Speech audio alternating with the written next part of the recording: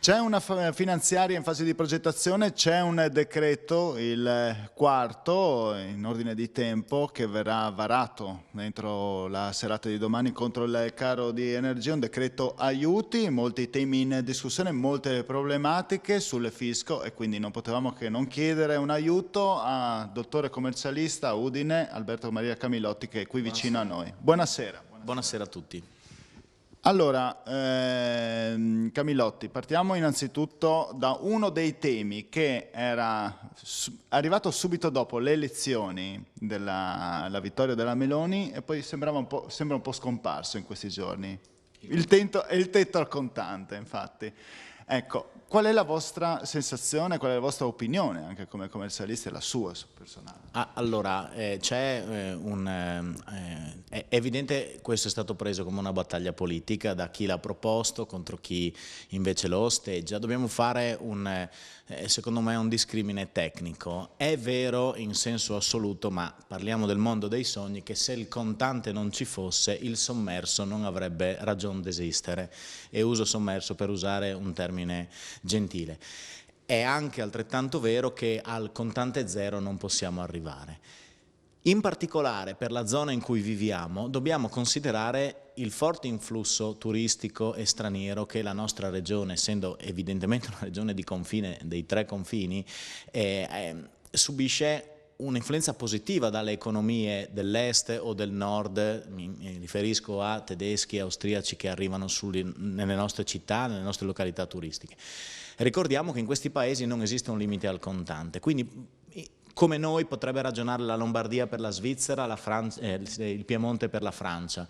Quindi forse bisognerebbe fare un distinguo, mi rendo conto che a livello politico questo non è possibile e devo dire anche che a livello di virtuosità forse quel sommerso che si vuole contrastare con la limitazione del contante, non dico niente di aggressivo verso nessuno se dico che forse esiste in altre zone d'Italia rispetto a noi. Quindi questo distinguo geografico ci fa fare anche una conclusione di carattere politico, se volete, o tecnico. Il contante non è un male assoluto, è legittimo che un cittadino possa spendere i soldi guadagnati onestamente e legittimamente ed è altrettanto vero che se io ho del denaro contante non è per definizione frutto di attività illecite o di scontrini non battuti o di evasione fiscale. E quindi forse una mitigazione ai 10.000 che sono stati proposti magari è un'esagerazione, i 1.000 di adesso forse tante volte sono anche una difficoltà oggettiva nello svolgimento dell'attività quotidiana di ognuno di noi.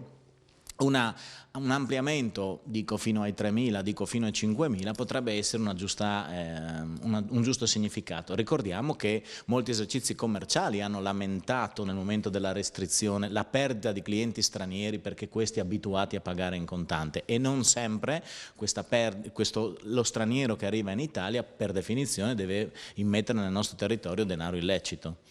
La verità della serie sta sempre nel mezzo. Ma in questo caso penso proprio che stia nel mezzo, no? Perché non si possono fare barricate al contrario dicendo che il contante è solo nero ed è solo sommerso ed è solo attività illecita, non si può altrettanto negare che una circolazione più abbondante del contante è evidentemente una facilitazione a chi invece davvero questo contante lo deve usare e così trova il modo di utilizzarlo. Lei ha usato una parola, come ha detto lei, abbastanza garbata, il sommerso, per non dire ancora peggio, per non dire nero, e sappiamo insomma che una battaglia contro l'evasione è tuttora presente qui in Italia, insomma, anche perché se noi non avessimo l'evasione probabilmente riusciremmo ad avere un fisco anche un po' più equo e ben distribuito. Io mi chiedo anche, alla luce delle ultime riforme che ci sono state, tipo la fatturazione elettronica, se quella può aver contribuito, per esempio, a far emergere. Allora, ha sicuramente contribuito da un certo punto di vista a far emergere o comunque a far dichiarare però ciò che già era emerso, perché c'è un profilo dichiarativo, c'è un profilo di emersione.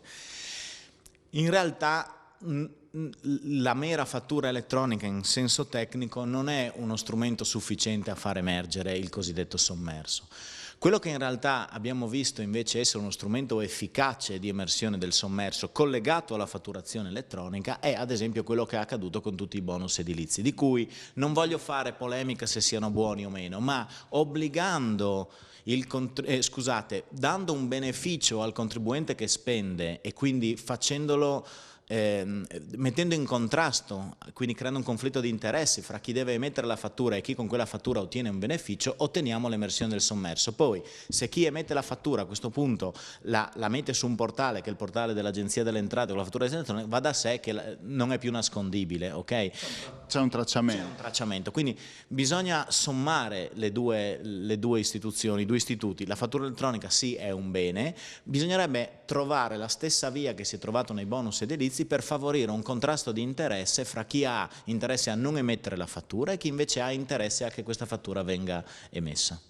Senta, a proposito, parlavo prima del fisco, un fisco più equo, si parla tanto di riforma fiscale, questa pressione fiscale è veramente elevata qui in Italia, anche sentendo voi commercialisti e quanto voi vi confrontate anche con altri che sono in altri stati europei, insomma di riunioni ne fate spesso e spesso vi confrontate. Sì, allora sì, è elevata, sì, siamo uno dei paesi in Europa sicuramente, al mondo anche. Ma è elevata per la classe media, è elevata per il ceto ricco, per il Bisogna ceto... fare un distinguo, perché anche qui ci sono delle aliquote nominali di tassazione e ci sono delle aliquote effettive. Prendiamo il caso delle imprese che hanno una tassazione al 24%, che se raccontata così evidentemente non sembra una imposizione elevata. Quello che purtroppo da noi fa poi elevare l'aliquota nominale rispetto all'aliquota effettiva è tutta una serie di costi che per presunzione di legge sono ritenuti non deducibili, quindi costi che l'impresa sostiene ma non sono riconosciuti dal fisco, e questo fa inevitabilmente crescere quella che è l'aliquota nominale. Perché, faccio un esempio, se io compro un'autovettura e questa autovettura ha i suoi limiti per essere dedotta come costo, se spendo 50.000 euro per questa autovettura all'impresa non viene riconosciuto il totale costo. Quindi se io creo un costo che diventa cosiddetto indeducibile, il mio utile, che è quello che ho creato per la produzione del mio reddito annuale, non è l'utile che risulta dalle scritture contabili, ma è un utile maggiorato perché ho dei costi non deducibili. Ecco, questo fa crescere, ma fa crescere l'imposizione reale rispetto a quella nominale dell'aliquota. Ma il vero fardello che noi abbiamo in Italia rispetto a tutti gli altri paesi è la burocrazia fiscale, cioè quanto l'impresa media, il cittadino medio ci mette per adempiere a tutto quello che la normativa fiscale impone per giungere al pagamento delle imposte. Io sono quasi convinto che se noi facessimo un referendum sugli imprenditori, se questi ci chiedessero preferite una drastica semplificazione degli adempimenti piuttosto che un abbassamento delle aliquote, sarebbero più contenti di una drastica riduzione degli adempimenti. E ci tengo a dirlo perché ho fatto questo, perché sono stato rappresentante di categoria e quindi ci tengo a sottolineare questa cosa. Anche la nostra categoria sarebbe contenta di potersi dedicare meno ad adempimenti puri di carattere amministrativo che non generano fattispecie positive, cioè la consulenza nel redigere un dichiarativo per comunicare il bonus energia non aggiunge niente all'impresa. La consulenza della nostra categoria per cercare nuovi mercati, per costruire business plan, per cercare partner, per creare occasioni di mercato, quello aggiunge consulenza positiva. Quindi anche noi come categoria saremmo ben contenti se questi adempimenti venissero ridotti. A proposito di adempimenti, a proposito di burocrazia, mi viene da pensare che a novembre siamo nel periodo di ingorgo fiscale. Può dire esattamente cosa vuol dire questo? Tanto si sente parlare. Magari quelli del Partito Viva lo sanno, altri no. L'ingorgo fiscale significa a due momenti. Uno, il fatto che in questo mese si incrociano diversi adempimenti. Il più importante di tutti è il termine del 30 novembre per la spedizione dei modelli dichiarativi relativi ai redditi anno 2021. Ma oltre agli adempimenti che capitano una volta all'anno come questo dichiarativo, ce ne sono altri che sono i ricorrenti di ogni mese, In particolare poi al 30 di novembre, oltre a essere il termine per la spedizione delle dichiarazioni dei redditi, è anche il termine per pagare il secondo acconto d'imposta, e per cui il mese di novembre, insieme a quello di dicembre, perché accade la stessa cosa con l'IVA, è il mese in cui lo Stato incassa di più. Le stime di questi mesi parlano, di questi ultimi dati, parlano di un incasso di quasi 70 miliardi di euro al 30 di novembre per lo Stato italiano. Quindi se facciamo... Friuli Venezia Giulia, siccome conta il 2%, si può pensare che insomma siamo vicino al miliardo. Un miliardo qualcosa di più, no? Come acconti d'imposta. Quindi c'è l'adempimento burocratico di spedire la dichiarazione dell'anno prima, c'è l'adempimento che noi aiutiamo a svolgere alle imprese di calcolare gli acconti d'imposta per l'anno dopo. Quindi c'è davvero una pressione tutta concentrata nell'ultima parte di questo mese. Senta, le chiedo una cosa prima di andare in pubblicità, mancano 2 minuti. Sì, questo è il paese, lo possiamo chiamare, dei condoni? Si parla adesso di nuova pace fiscale. Ne abbiamo fatte 4 di rottamazione, adesso non mi ricordo quante ne potremo avere. Ecco, non me ne sono sbagliato. Non siamo solo al decreto 4 di aiuti, ma anche al decreto 4 eventualmente di rottamazione. Esatto. Anche qui bisognerebbe fare un distinguo però, perché tecnicamente, premetto che non sono favorevole alle norme che provocano un condono perché sono un'ingiustizia sociale importante, ma questo non sarebbe tecnicamente, come non sono state le 4 precedenti, un condono. Quando parliamo tecnicamente di condono significa, a fronte del pagamento di una imposta piatta, di una imposta sostitutiva, chiudere o non permettere all'Agenzia delle Entrate di fare degli accertamenti su anni che siano ancora accertabili. Quindi io faccio un condono nell'anno 2023 e inibisco il potere accertativo dell'Agenzia delle Entrate sugli anni 22, 21, 20, 19, fino a dove la prescrizione non è ancora intervenuta. I provvedimenti che si propongono adesso si trattano di rottamazione di cartelle esattoriali. Se noi parliamo di cartelle esattoriali significa che siamo alla fine del processo esecutivo, cioè c'è stato un accertamento, questo accertamento è divenuto definitivo, al termine dell'accertamento definitivo è emessa una cartella esattoriale.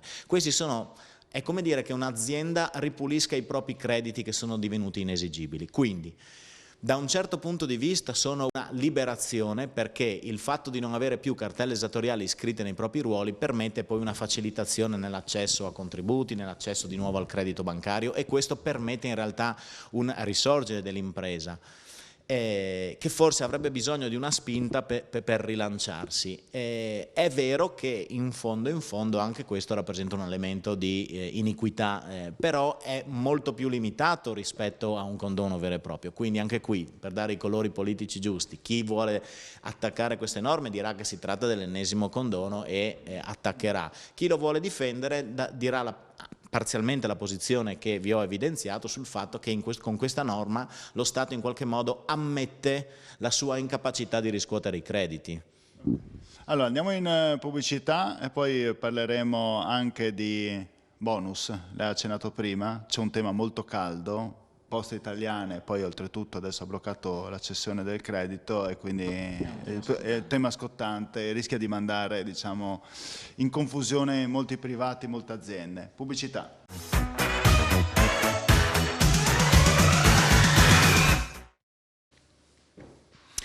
Puntata dedicata ai vari decreti che ci saranno a livello di fisco nei prossimi mesi, alle varie l'ingorgo fiscale di cui abbiamo descritto anche nella prima parte, di screenshot, ma adesso state attenti anche per quanto riguarda la questione dei bonus. Lo facciamo in questa analisi insieme al dottore commercialista di Udine, Alberto Maria Camillotti.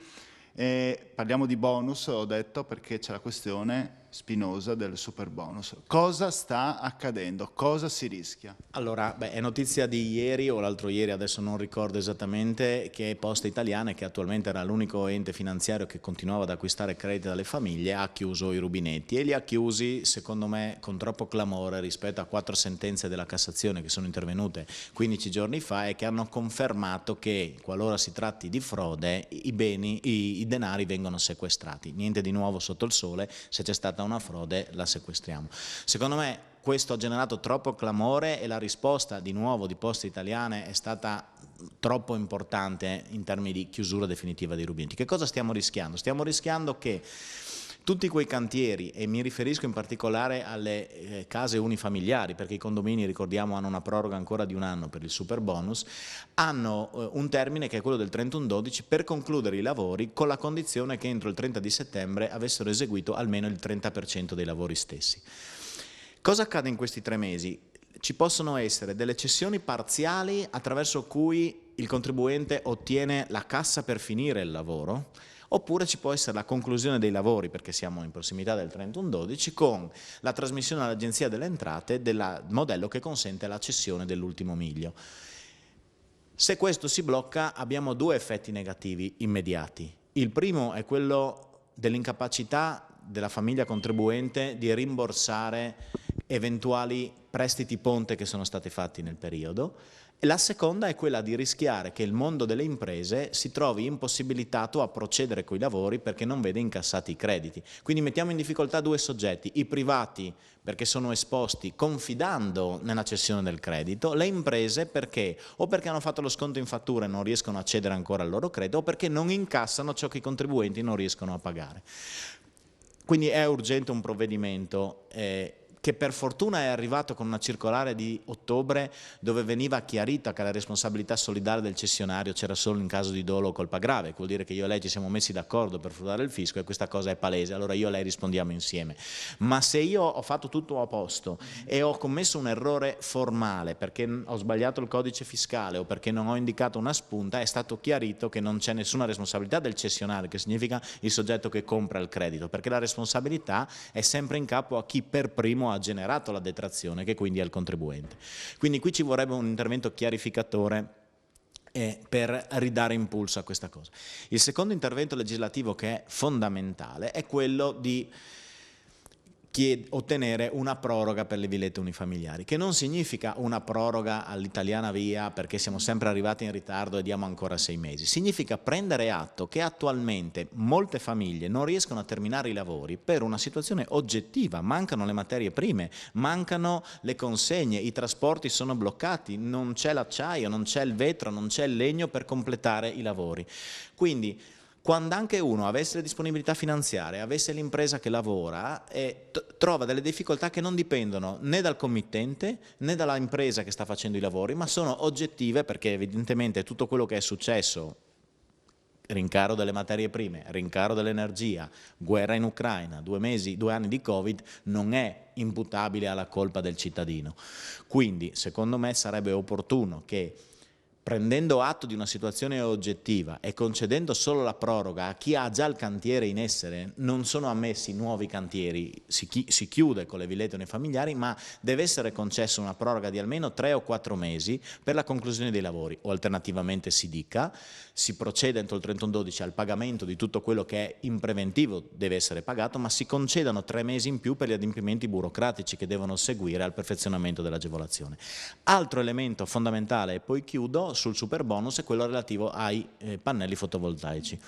Esiste un tema critico, molto critico, che consente la detrazione e la chiusura dei lavori relativamente al fotovoltaico solo nel momento in cui è intervenuta la cessione dell'energia prodotta al GSE, che è l'ente che gestisce l'energia. Finché non c'è questo contratto di cessione, non è utilizzabile la detrazione per il pannello fotovoltaico, anche se io ho terminato l'intervento, pagato l'installatore, installato i pannelli, creato il collegamento col mio impianto, quindi finito tutto, ho anche una dichiarazione del tecnico che mi dice che i lavori sono eseguiti. Se non c'è questo intervento di scambio di corrispondenza e di contratto col GSE, l'intervento non parte. Evidentemente serve una proroga o serve un cambio di rotta su questo, perché ricordiamo che l'intervento del superbonus, per essere completato al 100%, ha bisogno anche della chiusura del lavoro sul fotovoltaico, che oggi l'agenzia si ostina a ritenere ancora essere fondamentale con l'accordo del GSE. Siccome l'accordo del GSE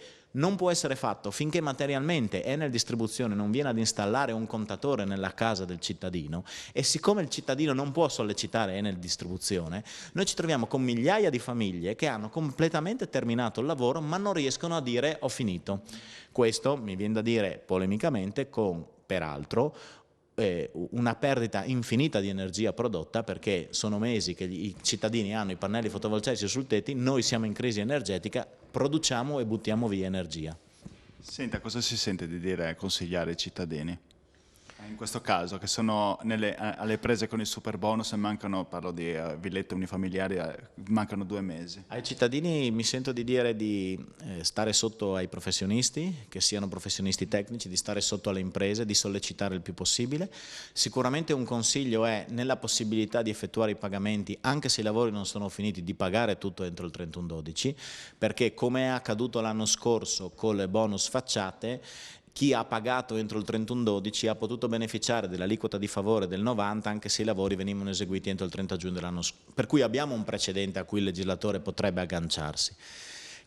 Ma in ogni caso il buon consiglio è di pagare entro il 31/12 perché per il cittadino persona fisica la detrazione vale nell'anno in cui effettua il pagamento, per cui detraggo nell'anno in cui pago, per cui pagare il 3 gennaio o pagare il 28 di dicembre non è indifferente, quindi con una buona dose di fiducia nei confronti dell'impresa che fa i lavori, mi viene da dire, ma ahimè il consiglio, qualora i lavori dovessero procrastinarsi troppo, è di versare il più possibile entro il 31/12. Certo che Camillotti si arriva sempre all'ultimo, no? Nel senso anche, vabbè, c'è un cambio di governo in questo caso, ma si arriva sempre all'ultimo, non si sa neanche se i bonus edilizi saranno magari al 60, 70, oppure anche in questo caso il super bonus se calerà al 90%. Ecco, il tema più delicato è derivante solo per il super bonus, perché per fortuna l'anno scorso gli altri bonus edilizi, quindi la riqualificazione energetica e il classico bonus 50% sono stati confermati per un biennio almeno, quindi mal che vada c'è il paracadute. Però le aziende dicono,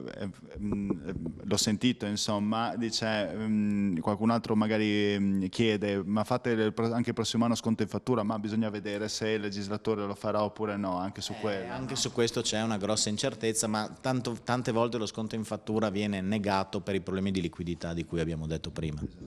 L'ultimo tema che volevo affrontare, mancano 2 minuti, è la questione della flat tax, perché se ne discute proprio in queste ultime ore. Flat tax a 85.000, 90.000, prima si era partiti da 100.000, però il problema è che si rischia di arrivare a quella fatidica soglia per cui dopo uno si mantiene dentro questa soglia e il resto, lo dice lei come parola perché l'ha detta garbatamente dall'inizio, magari va nel sommerso, ma sì, gliel'ho tolta insomma come parola. Sì, questa è la conclusione a cui più facilmente si può pensare di arrivare. Allora, è assolutamente corretto dal mio punto di vista che ci sia una perequazione, e che può avvenire solo con un abbassamento dell'aliquota, fra i benefici che si ha a svolgere un certo tipo di attività come lavoratore dipendente o come professionista. I professionisti o le imprese in generale hanno una serie di non agevolazioni, fra virgolette, il TFR, le ferie non pagate, i permessi, le malattie, tutte queste cose che non esistono, e quindi è corretto che ci sia una riduzione del carico fiscale su quella fascia di contribuenti. È altrettanto vero, come diceva lei, che mettere un limite provoca inevitabilmente che qualcuno sa che superato questo limite l'imposizione quasi triplica, per cui evidentemente starà attento. Dico attento per essere appunto, esatto. È altrettanto vero che bisognerebbe trovare dei meccanismi per cui l'uscita da questo sistema non è come se io arrivassi alla fine di un burrone e cadessi nel super penalizzante. Dovrebbe esserci un accompagnamento negli anni a una tassazione ordinaria. E l'altra cosa ancora che bisognerebbe in qualche modo cercare di fare è quella perché questo sistema della microparcellazione fino a 65-80 tende a disaggregare. Noi come tessuto italiano, imprenditoriale o professionale, abbiamo bisogno di aggregare, perché a livello di studi professionali, parlo di ingegneri, architetti, commercialisti, avvocati, il mondo che ci sta attorno, l'Europa, tende a crescere e a mettere insieme professionisti che si devono unire e specializzare. Facendo questa norma si tende evidentemente, perché 3 avvocati, 3 commercialisti che fatturano 180 pagano le aliquote ordinarie, singolarmente 60-60-60 pagano di meno, quindi la tendenza è disaggregarsi. L'altro tema è quello di favorire forse il fatturato incrementale, se io devo dare una norma agevolativa, per cui ti metti insieme e invece che aver fatturato l'anno scorso 60-60-60 insieme fatturi 200, quella differenza da 180 a 200 forse la tasso con un'aliquota di favore. Premiante. Premiante, quindi questa permetterebbe di favorire l'aggregazione, di cui abbiamo assoluta necessità sia nel mondo delle imprese che lato professionisti, e di premiare con un'aliquota di favore i professionisti. Bene, la ringrazio Camilotti per questo suo intervento, ci vediamo domani come sempre, solita puntata di Screenshot 19:45, grazie, arrivederci.